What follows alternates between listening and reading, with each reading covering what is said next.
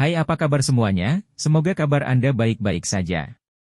Terima kasih karena sudah memberikan support dan juga kesetiaan Anda untuk membangun channel Codot Film. Yuk kita lanjutkan alur ceritanya, sambil siapin kopi dan cemilan, setting suara volume full. Gasken. Si Hao menerobos, merasa lebih kuat dari sebelumnya. Cahaya yang merembes keluar dari matanya seperti pedang tajam. Ketika mereka menyapu tebing, suara zeng-zeng akan berdering di udara. Ujung tombak mengiris sepotong dinding batu. Honglong. Batu-batu besar berjatuhan ke bawah, asap dan debu membubung ke udara. Pada saat yang sama, energi darah melonjak di dalam tubuhnya. Itu terus berjuang, tiba-tiba berubah bentuk. Pada akhirnya, dengan suara AO, tubuh fisiknya mengeluarkan teriakan yang terdengar seperti raungan naga sejati. Ini bukan sesuatu yang dia lepaskan dari mulutnya, melainkan reaksi dari cangkang kedagingannya. Dagingnya beresonansi, tulangnya bergerak untuk melepaskan teriakan drakonik ini. Sementara itu, seberkas cahaya berdarah melonjak dari tengkoraknya seperti asap, bergegas ke atas. Itu akhirnya membentuk naga sejati yang menyebarkan awan dan mengabaikan dunia. Ini bahkan Qi Daolin ketakutan, matanya menjadi dalam saat dia menatap Si Hao, ingin melihat melalui ini. Sementara itu, rambut hitam Si Hao berserakan, tubuhnya bersinar inci demi inci. Gelombang fluktuasi yang sangat mengejutkan menyebar dari tubuhnya. Sementara itu, naga sejati yang terbuat dari energi darah naik ke udara, melepaskan tangisan drakonik yang tak ada habisnya. Pada saat ini, langit bergoyang dan bumi bergetar. Daerah di sekitar gerbang gunung yang jelek bergemuruh dan bergetar. Puncak gunung juga bergetar, seolah-olah akan runtuh.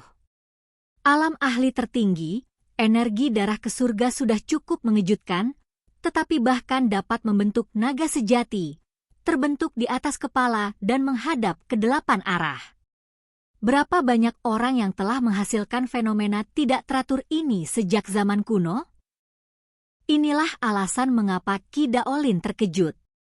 Dari mereka yang mencapai ini, jika mereka bukan leluhur kuno yang menyempurnakan tubuh, maka mereka adalah eksentrik yang melahap buah-buahan menakjubkan di langit dan bumi. Dia tidak pernah berpikir bahwa Si Hao juga akan dapat mencapai langkah ini. Segera setelah itu, naga sejati berwarna darah menuki ke bawah, berputar di sekitar Si Hao dan dengan erat mengikatnya. Kemudian, itu memasuki tubuhnya, membuat permukaan tubuhnya semakin cemerlang seperti batu permata atau emas abadi. Bagus sekali. Qi Daolin mengangguk. Mampu mendapatkan jenis pujian ini adalah hal yang belum pernah terjadi sebelumnya. Mereka yang memahaminya semua tahu bahwa Master Dao terkenal ini jarang memuji orang lain. Tuan Dao, saya ingin melihat-lihat dunia luar, kata Si Hao. Pergilah. Tidak perlu merasa was-was tentang apapun. Qi Daolin mengangguk dan mengungkapkan senyum hangat.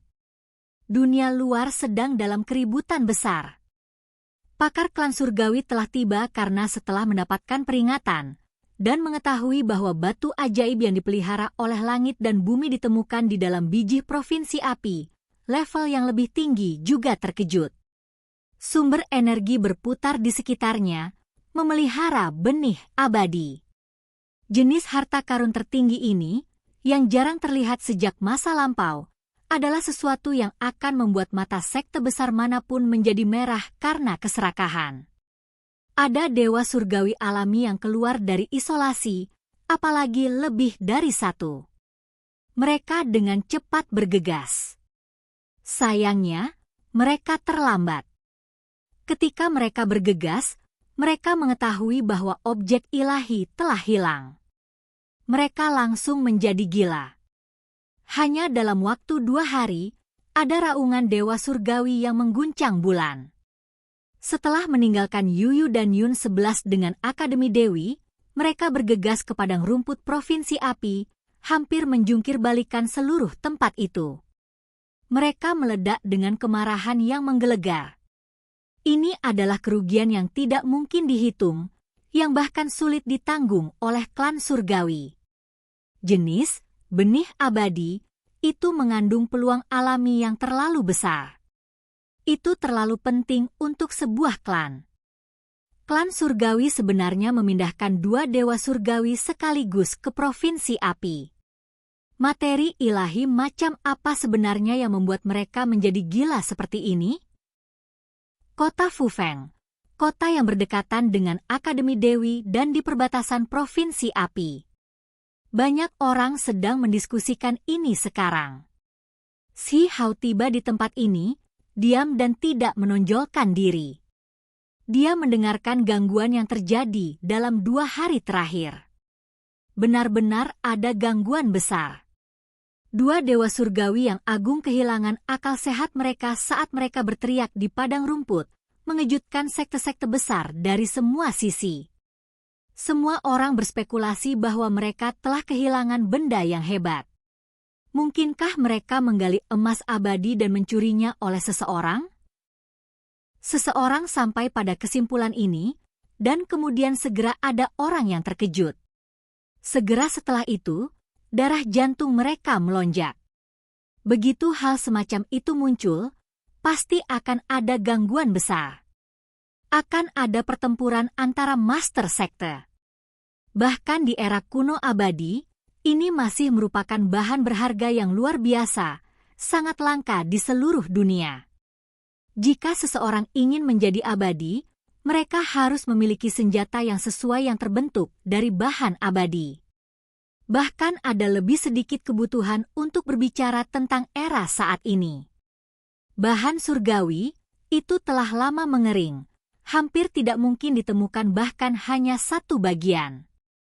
Kota Fufeng berisik dengan keributan. Ada orang-orang dari semua perdagangan dan ras. Semua orang berharap, mata mereka penuh gairah, ingin melihat jenis harta yang luar biasa itu. Klan surgawi belum membocorkan siapa yang mencuri materi berharga itu? Xi Hao bertanya pada makhluk di kota. Seorang tetua menggelengkan kepalanya dan berkata, mereka hanya mengatakan bahwa manusia tercela mencuri harta surgawi dan bahwa mereka akan membuat orang itu menyesalinya. Jika orang itu tidak menyerahkannya, mereka pasti akan membuatnya berharap dia mati daripada hidup. Ketika Xi Hao mendengar ini, dia hanya bisa mencibir.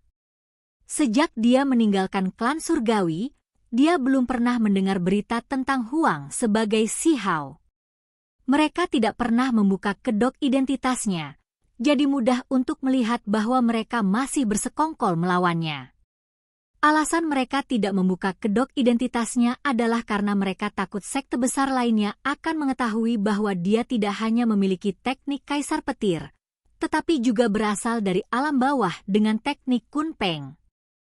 Klan surgawi menginginkan segalanya untuk diri mereka sendiri, berharap mereka dapat menangkapnya sebelum orang lain dari alam yang lebih tinggi mengetahui hal ini. Berita bagus, keberadaan pencuri harta karun itu tampaknya terungkap. Tiba-tiba, suara teriakan terdengar melalui kota Fufeng. Seseorang membawa berita terbaru dari kedalaman provinsi api. Di bawah kemarahan 2 dewa surgawi yang agung, mereka menampilkan metode rahasia terlarang. Dari petunjuk yang mereka temukan, mereka secara terpisah mengikuti mereka, menargetkan beberapa warisan. Kemungkinan mereka akan mengambil tindakan berat. Xi Hao terkejut. Apakah klan surgawi menjadi bodoh atau gila? Dia dengan jelas mengekspos dirinya saat pergi, memberitahu mereka siapa dia. Jadi mengapa mereka akhirnya melampiaskan amarah mereka pada orang lain?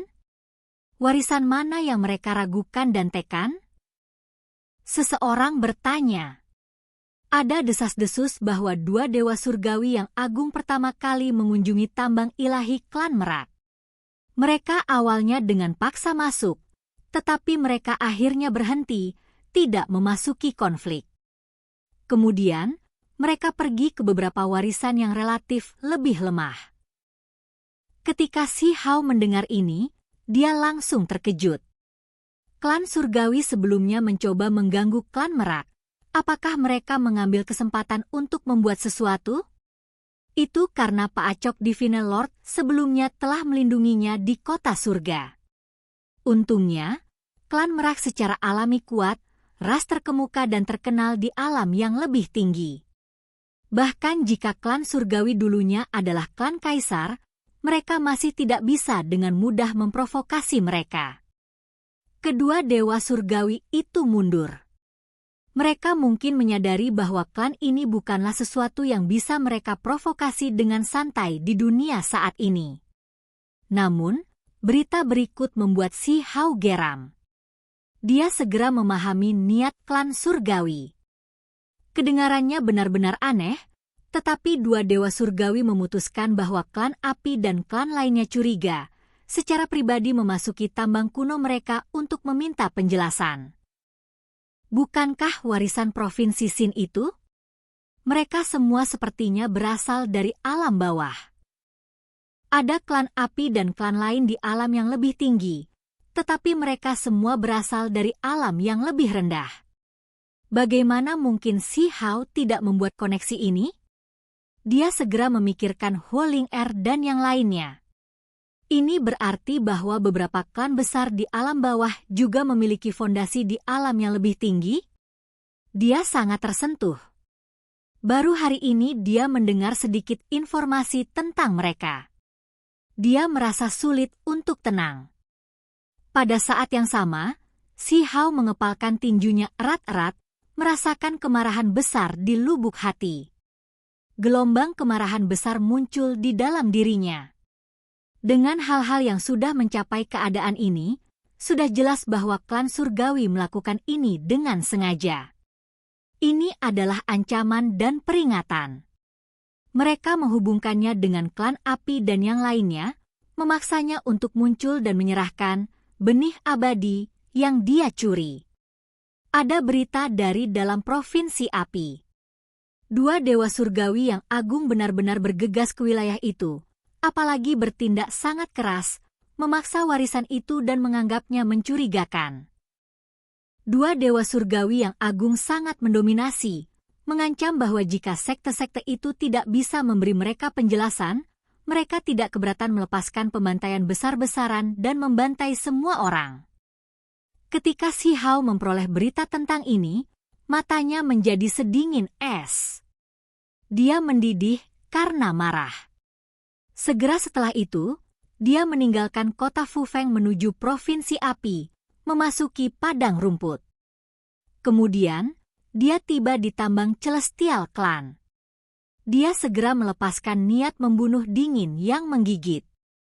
Energi darah bergolak, menyebar keluar El. Klan surgawi, saya telah kembali.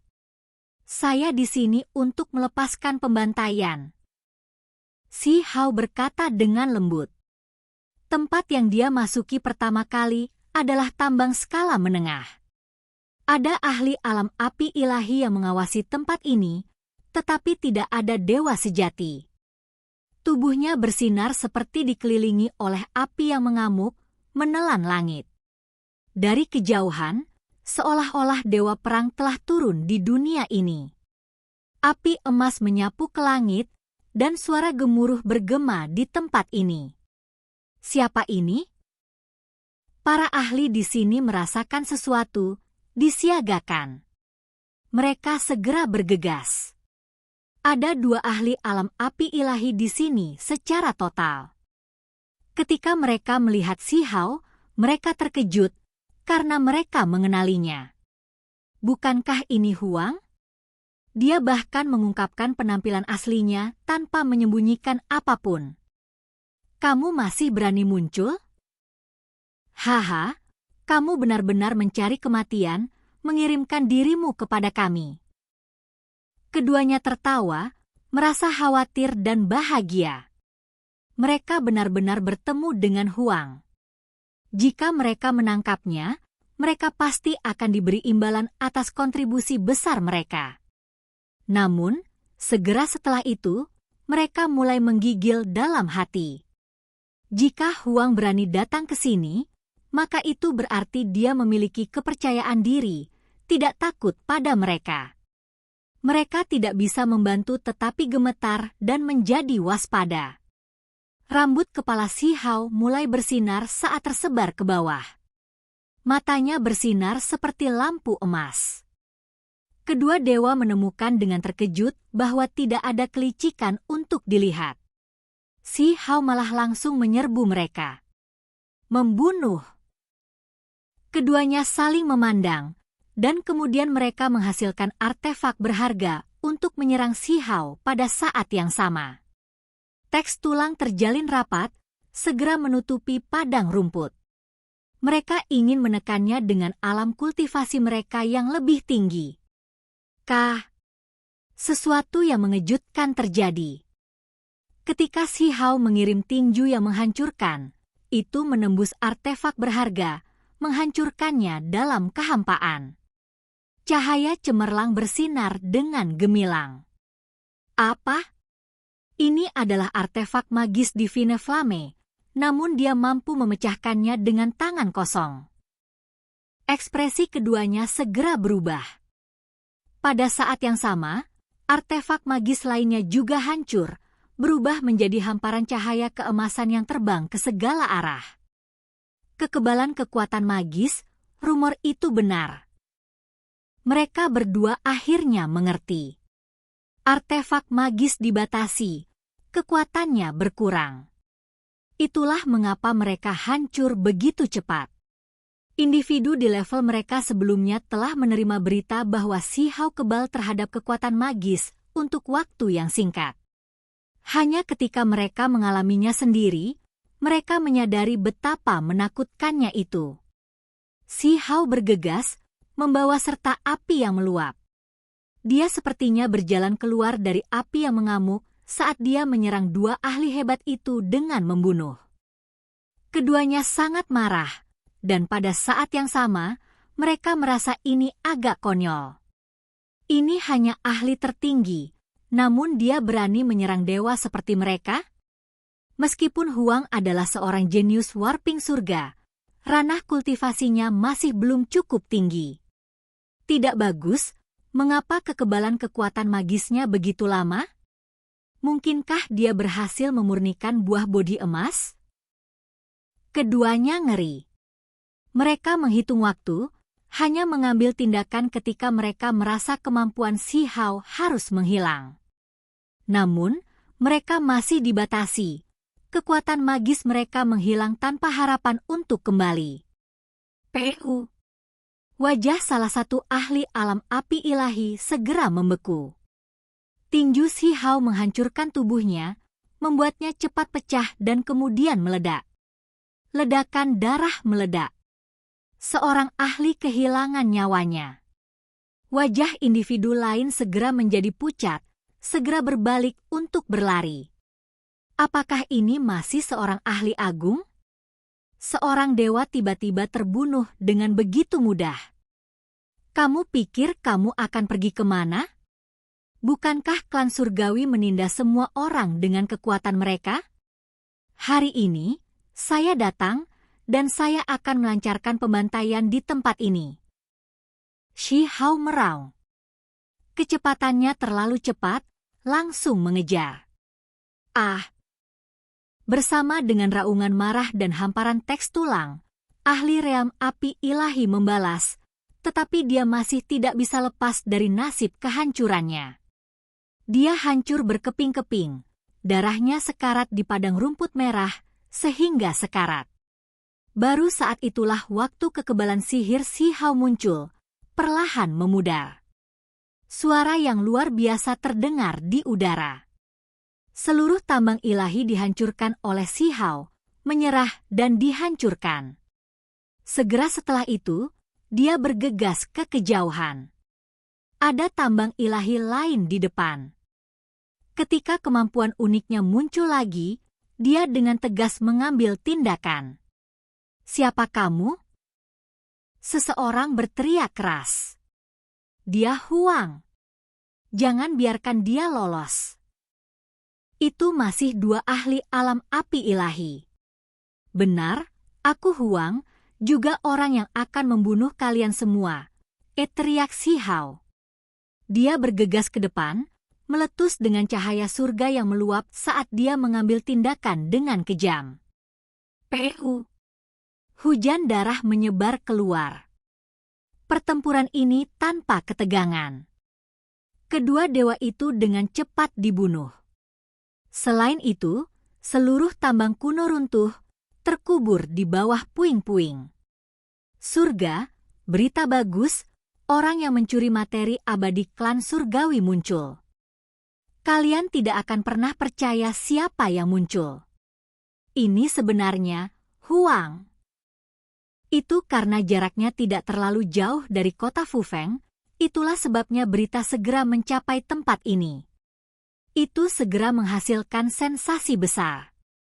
Huang mengambil tindakan lagi, melepaskan pembantaian besar-besaran, terus-menerus menghancurkan 8 tambang ilahi klan surgawi dan masih terus berjalan. Dia tak terbendung, terus membunuh lebih dari 10 ahli alam api ilahi. Ketika berita ini menyebar keluar, kota Fufeng mulai mendidih dengan keributan. Ini benar-benar berita yang meledak-ledak. Itu terlalu mengejutkan. Setelah bertahun-tahun, bahkan jika ada beberapa sekte besar yang tidak cocok dengan klan surgawi, mereka masih tidak berani bertindak melawan mereka seperti ini, karena perang besar antar klan akan terjadi. Sekarang, ada seseorang yang berani menghancurkan pola ini. Huang telah muncul lagi, dan tindakannya sangat ganas. Ini tanpa diragukan lagi merupakan jenis penghinaan bagi klan surgawi. Dengan berani melakukan ini, itu sama saja dengan menantang martabat klan ini. Pada saat yang sama, itu adalah ejekan yang kejam terhadap dua dewa surgawi itu. Huang mengatakan bahwa semuanya adalah perbuatannya, bahwa mereka bodoh, mencari masalah untuk orang yang salah. Kecerobohan, dua dewa surgawi pasti akan dikecam oleh orang lain dan dijadikan bahan tertawaan. Tentu saja, yang paling penting adalah kekuatan Huang, benar-benar berani membantai tempat-tempat penting klan surgawi. Ini pasti akan menimbulkan kekacauan besar di Provinsi Api, serta menyebar ke seluruh alam yang lebih tinggi, mengguncang semua sekte besar. Bagus. Saya sudah lama berpikir bahwa klan surgawi tidak sedap dipandang. Membunuh. Hal-hal harus dilakukan seperti ini. Ada banyak orang yang tergugah, menjadi bersemangat juga. Oke guys, jangan lupa like, comment, share, and subscribe di channel Codot Film. See you next video. Peace out and bye-bye.